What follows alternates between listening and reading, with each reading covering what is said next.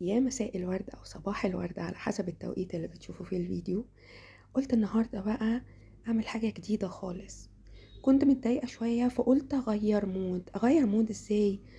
قلت أروح أرسم حنة بنوتة زي السكر، إيديها تتلف في حرير، فنانة بجد. هي مش أول مرة أعمل عندها على فكرة. وقلت بقى وأنا بعمل الرسمة بتاعتي الحلوة دي، اللي مستنية تقولولي رأيكم فيها في آخر الفيديو في كومنت كده لطيف. و...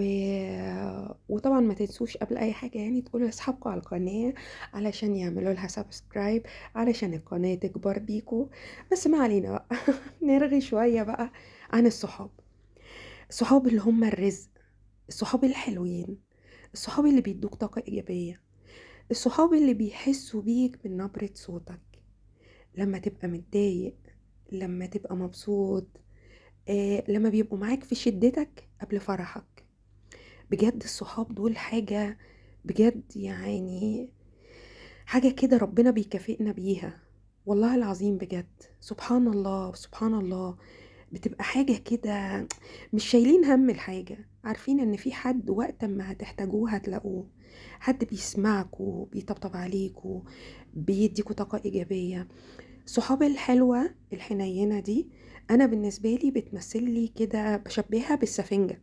عارفين انتوا لما يقع منكم مية، تقع منكم حاجة، بتجيبوا سفنجة كده تحطوها عليها، بتمتص كل الحاجات دي. اهو الصاحب الحنين بيبقى كده، بيبقى سفنجة. يعني انا اصحابي سفنجة، تمام. والله يا جماعة، الصحاب دول بيبقوا صدف، سبحان الله.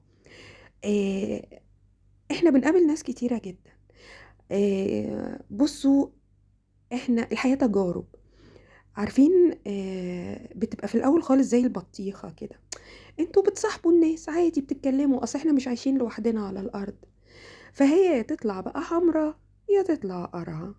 وما ينفعش بصراحة القرعة حتى تلبسوها حاجة في شعرها على دماغها يعني. آه، ف- فبجد بجد، صحاب، صحاب مش بالكلام ولا بالمقابلات ولا بالعشرة على فكرة. الصحاب صحاب مواقف. هتلاقيهم معاك زي ما قلت لكم في الشدة، هتلاقيهم بيدوروا عليك لو اختفيت. يعني سبحان الله يا رب، سبحان الله. حاجة كده أنا بتكلم عليهم وأنا فرحانة، والله العظيم سبحان الله يعني. عارفين في مواقف كده، في لقطات صغيرة تبان إنها تافهة قوي قوي، بس مش عايزة أقول لكم لو عملوها بتفرحني إزاي، وعمرها ما بتغيب عن بالي. يعني أنا بشيل كل حد أي حاجة صغيرة عملها معايا. الصحاب الحنينة اللي مهما قصرت معاهم ومهما الدنيا لهتك عنهم وبعدت عنهم، بتلاقيهم طول الوقت بيدوروا عليك عشان يكلموك ويطمنوا عليك وبيسألوا عليك. صحابك اللي هم حافظينك، اللي بيعرفوك أكتر من نفسك، اللي عارفين لو انت غبت تبقى زعلان، يبقى في حاجة مضايقاك، ممكن على فكرة تتعصب عليهم ويستحملوك وبيعدوا، علشان عارفين ان دي مش طبيعتك، وان انت في حالة يعني مش حلوة. بيطبطبوا عليك، بيطلعوك من المود الوحش اللي انت فيه، بيحولوا لك مزاجك من وحش لحلو، بيفضلوا معاك كل شوية. بجد، امسكوا فيهم يا جماعة لو لقيتوا حد كده.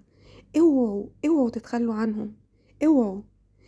بجد الحمد لله الحمد لله، ان في مواقف بتثبت لي ان انا نصيبي حلو بجد في الصحاب وفي الاهل.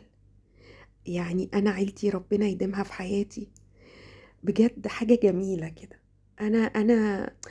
انا واحدة اجتماعية. انا واحدة فريش وفرافيش. انا بحب الناس. انا ما بحبش ازعل من حد، واللي بيزعل مني بسيبه لغاية اما يروق، وبعد كده بيرجع يكلمني بكلمه عادي جدا. الحياة مش مستاهلة، بجد والله الحياة سهلة ومش مستاهلة. دايما يا جماعة جددوا الطاقة بتاعتكم، اعملوا كل حاجة حلوة بتحبوها. بتحبوا الخروج اخرجوا، بتحبوا تتفرجوا على فيلم قديم اتفرجوا، اقروا قرآن، صلوا. كل واحد يعمل الحاجة اللي بتريحه. رقصوا، اسمعوا أغاني، اعملوا اللي تحبوه. آم، الحياة بتتعاش مرة واحدة بس كده، هي سهلة بجد. يعني خلوا دايما عندكم طاقة إيجابية. الطاقة الإيجابية دي هي اللي بتديكوا الباور، هي اللي بتخليكوا تعرفوا تكملوا وتعيشوا. وتفائلوا يا جماعة، تفائلوا بالخير تجدوه إن شاء الله. خليكم متفائلين كده. الدنيا مش مستاهلة، هفضل أقول لكم الدنيا مش مستاهلة عشان دي كلمتي.